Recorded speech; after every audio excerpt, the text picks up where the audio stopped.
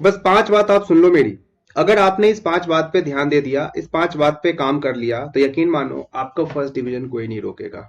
स्वागत है आप सभी का लर्न विद धीरज सर पे। आज के इस सेशन में हम लोग देखने वाले हैं जो 10वीं का बोर्ड परीक्षा होने वाला है, उसमें आपको किस तरीके से आंसर देने हैं, ओएमआर शीट कैसे फिल करना है, आपको आपके जो विषयनिष्ठ प्रश्न करने हैं उसको किस तरीके से लिखना है, और किन किन पहलुओं पे हमें ध्यान देना है। तो चलिए विदाउट एनी डिले इस सेशन को स्टार्ट करते हैं। Okay, so just wait a minute. So this is our first slide.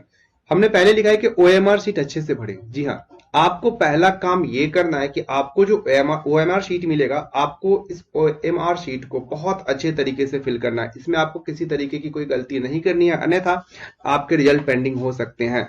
देखिए आप किस तरीके से करेंगे। जैसे कि विषय है तो आप यहाँ पे अपना विषय लिखेंगे जिसका परीक्षा होने वाला है।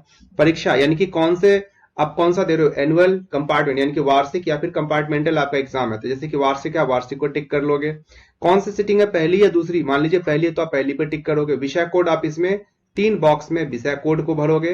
परीक्षा की तिथि मान के चलिए कि आपका परीक्षा 17 तारीख को है, तो आप यहाँ पे लिखोगे 17, 2 और 21। इस तरीके से आप उत्तर देने का माध्यम, आप किस माध्यम में उत्तर देना चाहते हो, हिंदी या फिर इंग्लिश, आप इस तरीके से लिख लोगे। मान लीजिए अगर हिंदी में लिखना है तो आप इस तरीके से माध्यम लिख लोगे। अब देखिए यहाँ पे रोल कोड को अच्छे से फिल करना है। जैसे कि हमने लिखा 63, 0, 64। अब देखिए 6, तो 6 इस बॉक्स में, इसको बड़े सावधानी से फिल करना है आपको। बॉक्स से कोशिश करिएगा कि आपके जो पेन है, और पेन हमेशा ब्लैक या फिर ब्लू जो भी यूज करें, आप बॉल पेन का यूज करें, और उस पर थोड़ा सा कमांड बना लीजिएगा। ओएमआर शीट 2-4 भर के अपने जो है ना एक प्रैक्टिस कर लीजिएगा आप लोग। जैसे 3 है तो 63, तो 3 को हमने यहाँ पे फिल करना है। तो ये देखिए इस तरीके से सावधानी से एकदम 63, 0। अब देखिए यहाँ पे 0 है तो 0 वाले को इस तरीके से फिल करना है। ऐसे ही आपको रोल नंबर भी यहाँ पे फिल करने हैं, सब्जेक्ट कोड भी डालना है, और नीचे बॉक्स को ऐसे ही फिल करने हैं आपको। ओएमआर जो आपके हैं इस तरीके से फिल करने होते हैं। यहाँ पे आपको रजिस्ट्रेशन नंबर लिखना है, आपका पूरा नाम यहाँ पे लिखना है कैपिटल लेटर्स में।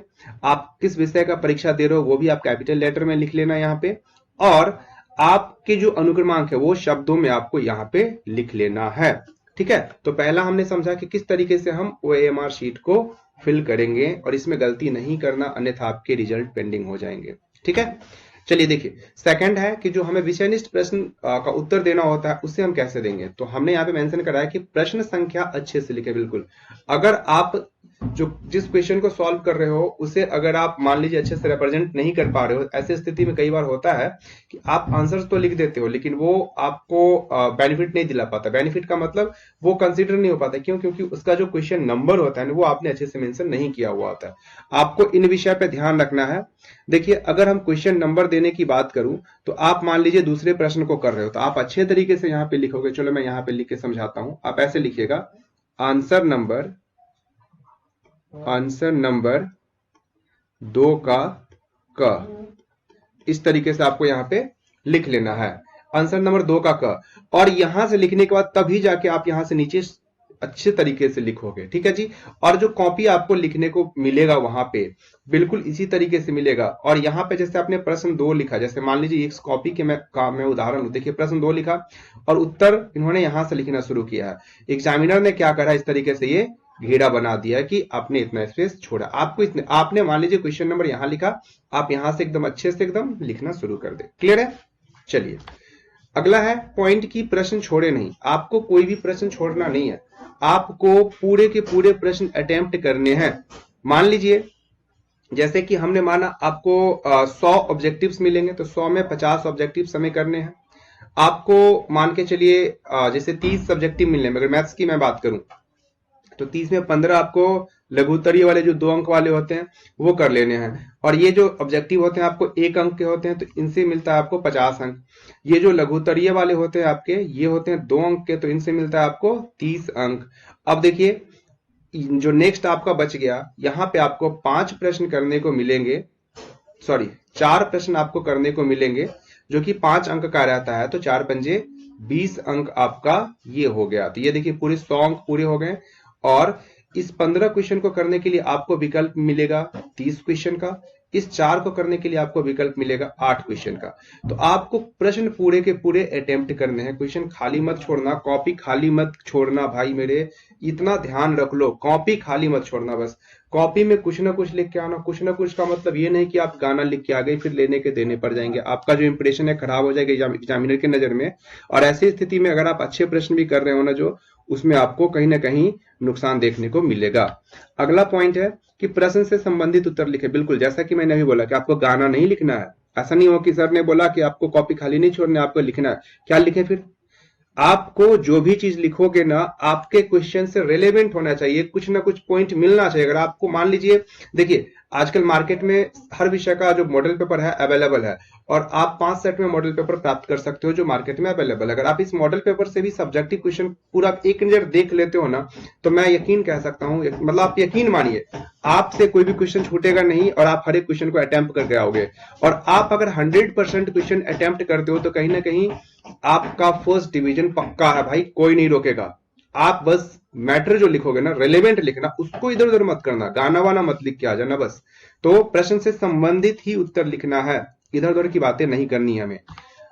पांचवा और आखिरी बात क्या है जी, मॉडल पेपर के सभी सेट का ऑब्जेक्टिव जरूर देख ले। बिल्कुल ऑब्जेक्टिव की मैं बात करूं तो देखिए, ऑब्जेक्टिव रामबाण है आपके इस एग्जाम के लिए, क्योंकि आपको 50 अंक मैथ्स जैसे विषय की मैं बात करूं तो 50 अंक आपको ऑब्जेक्टिव से ही देखने को मिलेंगे।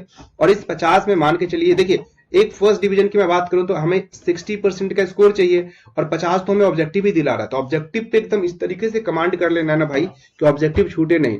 आपके पास जो भी चीज अवेलेबल हो, जैसे कि बुक मॉडल पेपर हो गया या फिर गेस पेपर हो गया, आप उसके ऑब्जेक्टिव्स को गो थ्रू करें। और दूसरी बात आप ये याद रखें कि आप मान लीजिए आज कल आपका साइंस का एग्जाम है, तो आज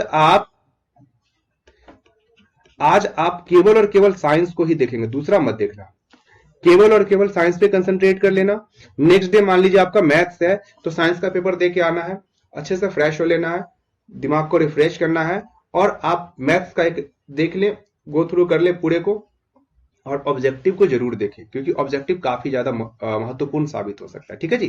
तो इन 5 बातों का अगर आपने ख्याल रख लिया, पहला बात क्या, ओएमआर अच्छे से भरना है, दूसरा प्रश्न संख्या अच्छे से हमें लिखने हैं, तीसरी बात क्या थी जी, हमें कॉपी खाली नहीं छोड़ना है, बिल्कुल कॉपी खाली नहीं छोड़ना है। और चौथा बात क्या है कि जो भी उत्तर लिखेंगे हम लोग प्रश्न से संबंधित लिखेंगे, ऐसा नहीं कि गाना वाना कुछ लिख के आ गए, गलती हो जाएगी फिर।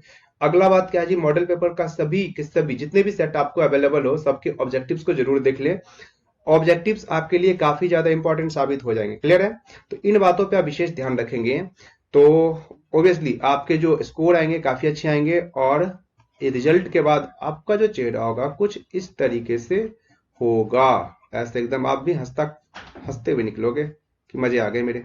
ठीक है, तो चलिए आशा करते हैं कि आपको ये सारी जानकारी समझ आई और अच्छा लगा होगा। अच्छा लगा वीडियो लाइक करें, चैनल सब्सक्राइब करें और दोस्तों में शेयर जरूर करें। और आपके एग्जाम के लिए बेस्ट ऑफ लक। ठीक है जी, चलिए धन्यवाद।